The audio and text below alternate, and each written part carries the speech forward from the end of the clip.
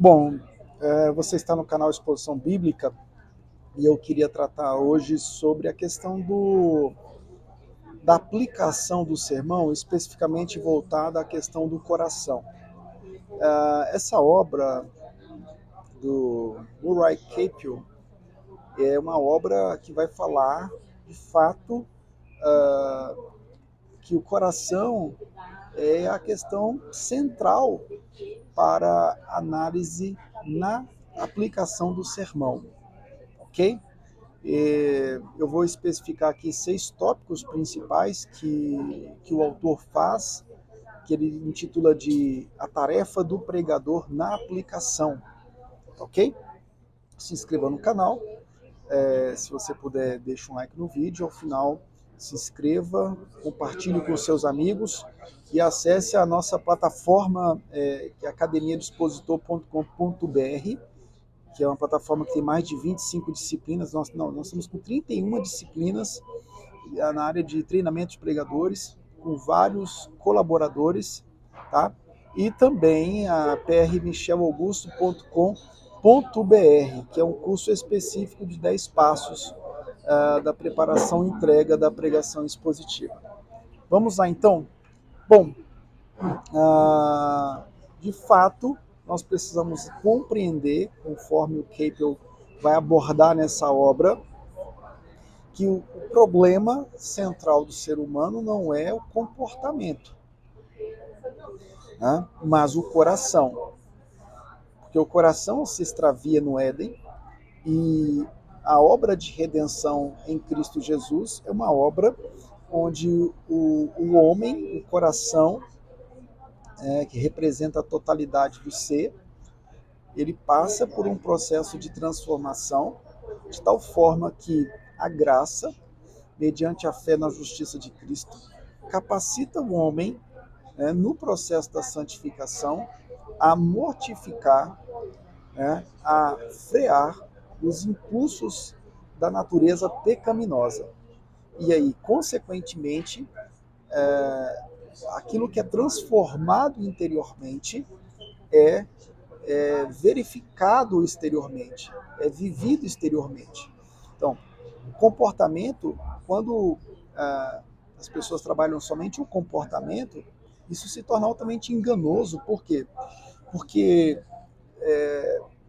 o ser humano, quando não passa por esse processo de transformação à imagem e semelhança de Cristo, ele vai tentar, por todos os seus esforços pessoais, mesmo sendo um ser, entre aspas, moralmente correto, né, de acordo com os parâmetros da justiça própria e daquilo que a sociedade entende como ser justo, o homem, quando entra nessa, ele vai se esbarrar numa série de questões, e a principal delas é o coração, que é corrupto, que está extraviado de Deus. E só em Cristo ele encontra o sentido da vida, né, da vida eterna, e encontra a obediência correta perdida lá no Éden, certo?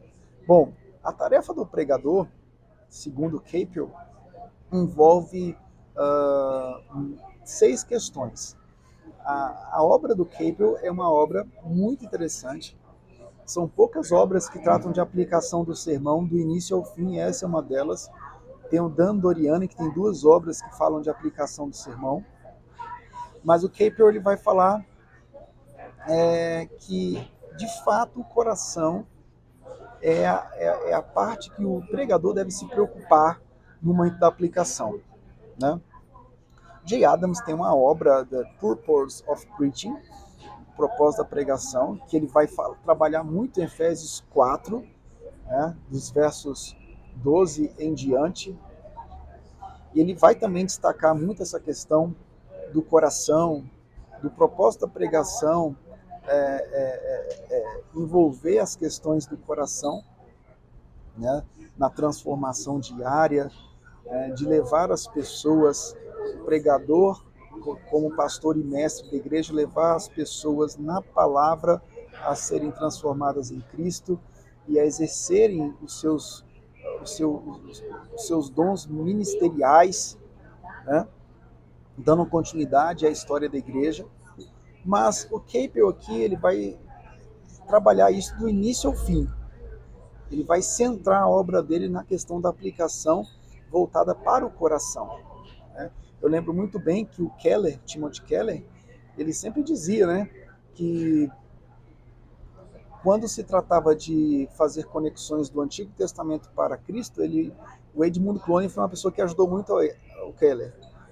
E no tocante a aplicações que envolvesse o coração, o Keller sempre citava essa galera do aconselhamento bíblico da segunda geração depois do Jay Adams, né? Então é muito importante isso mesmo. Vamos lá.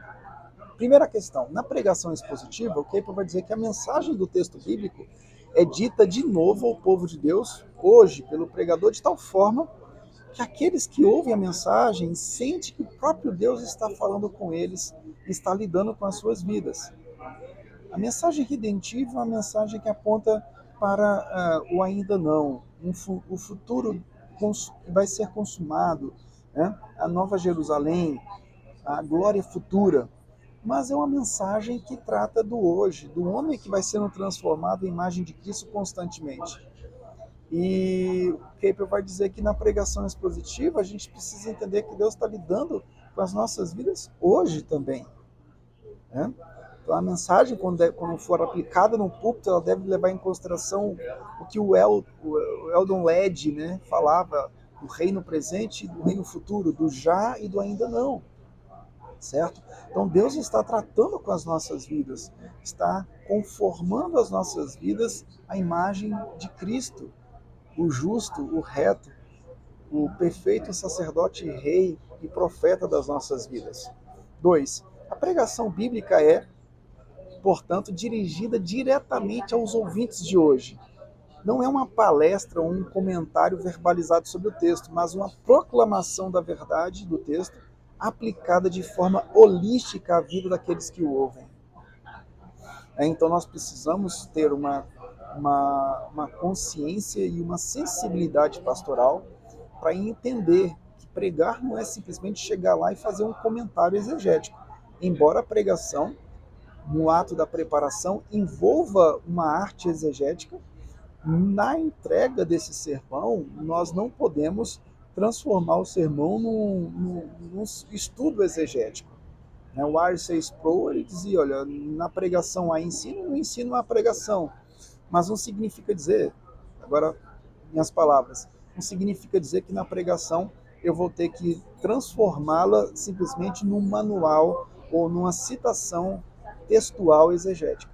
Não é isso, tá? Terceiro lugar, a aplicação holística está preocupada em trazer a mensagem como um todo, certo? Para a pessoa como um todo, para a vida como um todo, ou seja, todas as áreas da vida da pessoa que estão conectadas ao coração, né? Que é o alvo da regeneração em Cristo Jesus. Todas essas áreas conectadas ao coração, à integridade do ser como um todo, a pregação deve alcançar todas essas áreas.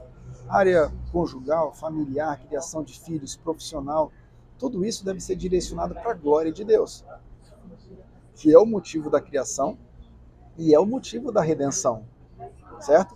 Então, isso tudo deve ser olhado de modo holístico e a aplicação deve alcançar essas áreas, considerando um coração regenerado que deve glorificar a Deus a partir da redenção em Cristo. Quarto lugar, como a verdade do Evangelho é aplicada dessa maneira, ela deve sempre ser pregada de uma maneira cheia de graça e orientada para o coração. Né? No vídeo que eu fiz sobre o Bryan Chapell, o sermão cristocêntrico, eu tratei exatamente de uma parte da aplicação. Né?